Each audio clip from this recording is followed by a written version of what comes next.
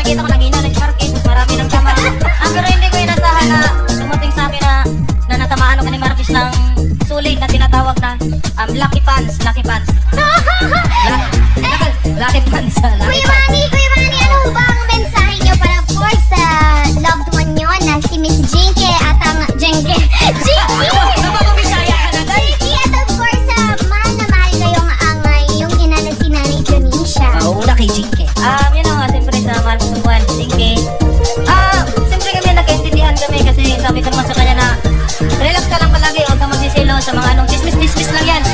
Naririnig ko yan. At saka, abaka na kay Mami De, si Mami De. Ito si Mami De, alam nyo, at nakita nyo na talaga nagagalit siya dahil yun nga, na pagkatalo ko, pero sabi ko sa kanya, Mami De, ayaw relaxing kasi mayaman na tayo.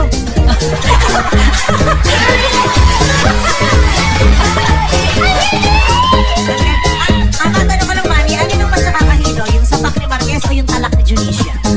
Ayun. Siyempre yung tarak ni Tunisia.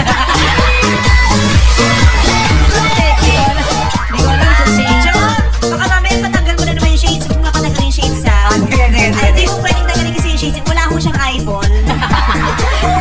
Okay, excited na kasi na natin kung tatapusin mo ang boxing sa ipapakita mong talent. Good luck, Sir Manny!